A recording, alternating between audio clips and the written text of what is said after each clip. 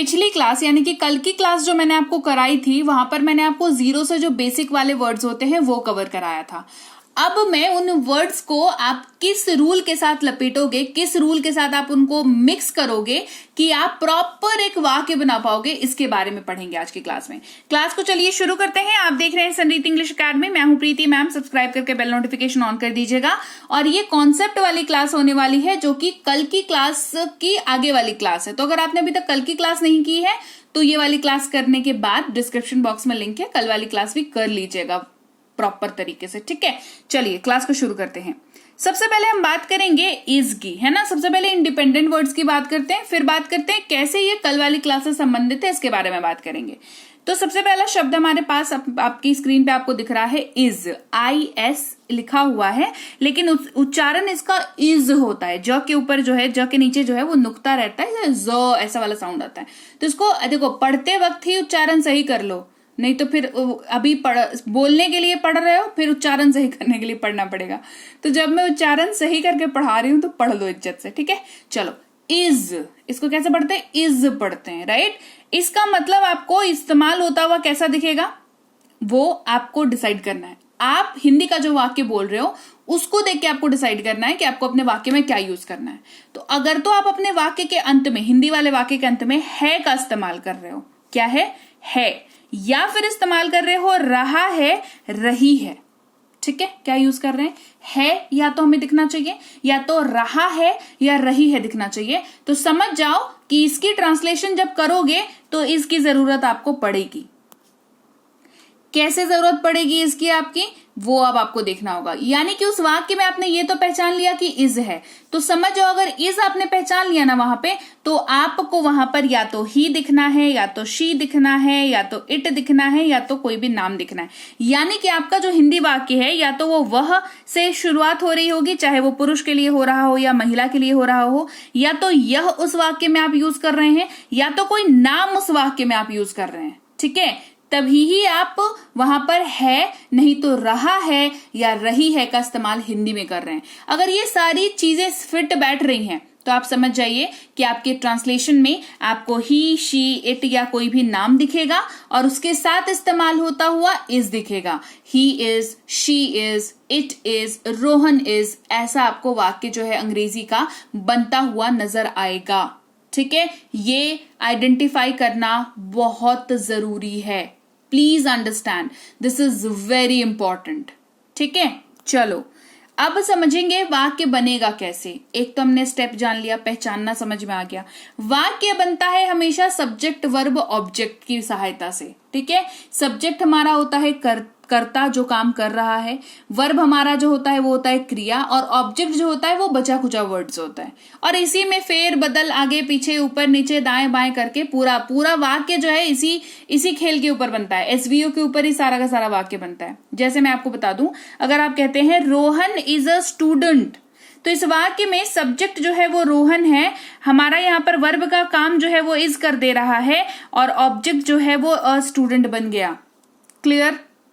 Clear हो गई बात, ठीक है। अब वर्ब का भी वेरिएशन है, कहां पर हेल्पिंग वर्ब का काम कर रहा है, कहां पर मेन वर्ब का काम कर रहा है, फलाना ढिमकाना, सब कुछ है। सब कुछ पढ़ाऊंगी, आगे पढ़ाऊंगी सब कुछ, है ना। अभी जो पढ़ा रही हूं उस पर फोकस करो। कमेंट करने मत आ जाना कि मैम यहाँ पर आपने बताया नहीं कि हेल्पिंग वर्ब है, मेन वर्ब है। सारे पढ़ा रखे हैं already, please go to the previous videos, आपको मिल जाएंगे। आगे भी पढ़ाने वाली हूँ, तो धैर्य रखें, है ना, पेशेंस बनाए रखें। इसके अलावा जो दूसरा आपको फॉर्मेट दिखेगा रहा है, रही है वाला, उसमें आपको दिखेगा subject plus is plus V4। अब ये V4 क्या है, ये है वर्ब का चौथा रूप, जहां पर वर्ब के साथ ING लग जाता है ना। इरेगुलर, रेगुलर, ये वाला टाइप का वर्ब होता है, सब कुछ बताऊंगी। वो उसके साथ जो है आपको V4 लग जाता है। कुछ वर्ब ऐसे होते हैं जिनके साथ, एक्चुअली मैक्सिमम वर्ब्स ऐसे होते हैं जिनके साथ V4 उसका फॉर्म बदलता है। V2 होता है, V3 होता है, V4 होता है, V5 होता है। तो V4 की अपन अभी बात कर रहे हैं। V4 जो है वो ING लग के बनता है, ठीक है। जैसे ही इज ईटिंग, तो यहाँ पर सब्जेक्ट है ही, इज हमारा ये वाला स्ट्रक्चर अगर फॉलो कर रहे हैं तो इज हमारा एज इट इज ऐसे ही रह जाएगा। और ईट का V4 होता है ईटिंग, ING लगा, बोला ना ईट के साथ ING लगा तो ही इज ईटिंग, ये बन जाएगा, ठीक है। चलो ढेर सारे उदाहरण देखते हैं, ढेर सारे एग्जाम्पल देखते हैं बेहतर समझने के लिए। वह एक व्यापारी है, he is a businessman, subject verb object. वह एक शिक्षक है, शी इज अ टीचर। यह एक कलम है, ठीक है, it is a pen. Rohan जा रहा है, Rohan is going. Subject plus is plus V4। Clear. अब बात करेंगे अगले वर्ड की, जो आपको कहां दिखेगा, जब आप अपनी बात करेंगे। हूं या रहा हूं, कहां यूज करता है ये हमेशा आप जब खुद की बात करते हैं, मैं जा रहा हूं, मैं खा रहा हूं, मैं डॉक्टर हूं, मैं स्टूडेंट हूं, आ गया ना। वहां पर आपको उसके सपोर्ट में एम लगता है, एम इसको पढ़ते हैं, ठीक है। यहां पर आपके आई यानी कि मैं को सपोर्ट करता हुआ आपको एम दिखेगा। रूल ही इसका होता है कि आई का मतलब मैं होता है और एम जो है वो आई के साथ ही इस्तेमाल होता है, ठीक है, ये रूल है। जैसे ये स्ट्रक्चर आपको देखना होगा, subject plus verb plus object, I am a student, subject plus am plus V4, I am going. उदाहरण देख लो, मैं एक शिक्षक हूं, आई एम अ टीचर, मैं जा रहा हूं, आई एम गोइंग। दोनों तरह का वाक्य, हूं रहा हूं। लड़की होते मैं जा रही हूं तो भी होता आई एम गोइंग, अंग्रेजी में चेंज नहीं होता, ठीक है, वो दोनों जेंडर के लिए सेम रह जाता है। चलो आगे बढ़ते हैं, अगले शब्द की बात करते हैं। अगला शब्द है, तब आपको यूज करना है जब आप वाक्य के अंत में हैं इस्तेमाल कर रहे हैं। आवाज आ रही है, सुनाई दे रही है, मैं बोल रही हूं, बिंदु लगा हुआ है और हैं में फर्क होता है, प्लीज अंडरस्टैंड। आप हिंदी नहीं सुधारोगे, अंग्रेजी कभी नहीं सीख पाओगे। हिंदी जो बोल रहे हो उसको सही बोल लो। आप बोलते सही हैं तो आप लिखते सही हैं, समझते सही हैं, दूसरी भाषा समझने में आपको आसानी होती है। हिंदी का ही बिल्कुल एकदम बकवास हालत करके रखोगे, अंग्रेजी कुछ कभी नहीं सीख पाओगे। पहले हिंदी सीखो जाके ढंग से, है ना। तो हैं और है दोनों में फर्क होता है।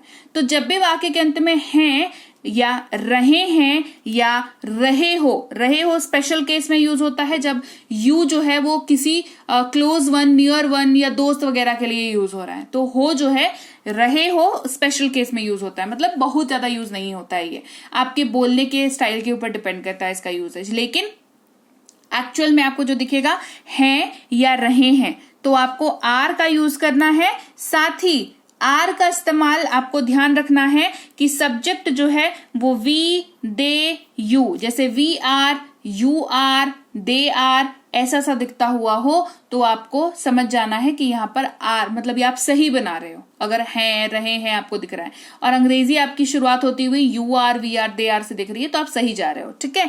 तो कैसे बनाएंगे, सेम स्ट्रक्चर फॉलो हो जाएगा, subject verb object. You are a doctor, you are a doctor, subject plus are plus V4, subject are V4।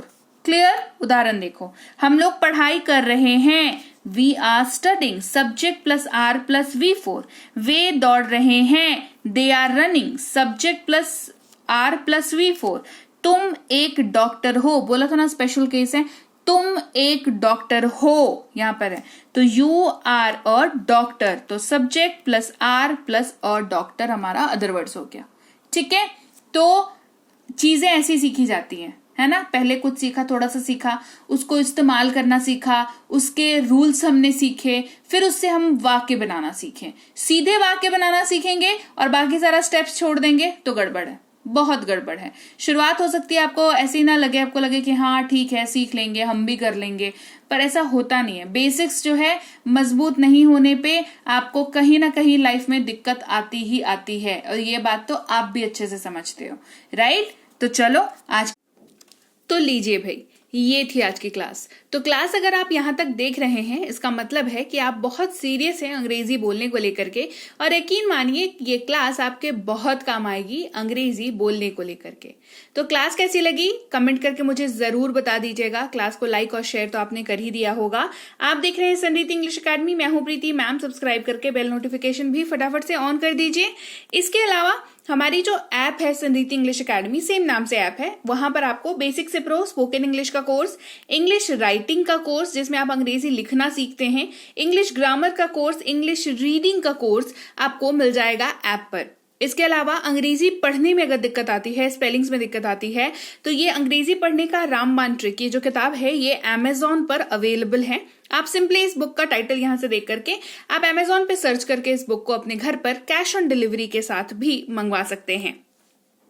इसके अलावा अगर आपको ई बुक्स की जरूरत है, तो चाहे वो वर्ड मीनिंग की ई बुक हो, टेंसेस की हो, आपके स्पोकन इंग्लिश की हो, ग्रामर की हो, या मिनी स्पोकन इंग्लिश स्ट्रक्चर्स की हो, जो कि क्विक रिवीजन का आपको मौका देती है, क्विक समझने का आपको मौका देती है, ये सारी की सारी ई बुक्स जो है हमारी ऐप पर अवेलेबल है। ऐप में जाकर के आप इनको इजीली वहां पर ले सकते हैं। इसके अलावा हमारी क्लास, हमारी पेड क्लास या किसी भी तरीके की अंग्रेजी को लेकर के समस्या अगर आपको आ रही है, तो इस नंबर पर व्हाट्सएप मैसेज करके आप हमारे साथ संपर्क कर सकते हैं, हमारे ग्रुप में जुड़ सकते हैं।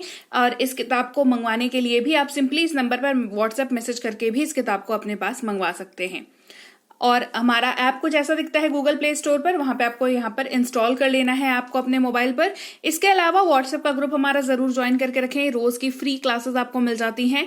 टेलीग्राम का चैनल हमारा जरूर ज्वाइन करके रखें, वहां पर भी आपको क्लासेस मिल जाती हैं, कुछ इंपॉर्टेंट अनाउंसमेंट होता है वो भी आपको पता चल जाता है, और ऐसे आप जो है अंग्रेजी के संपर्क में बने रहते हैं।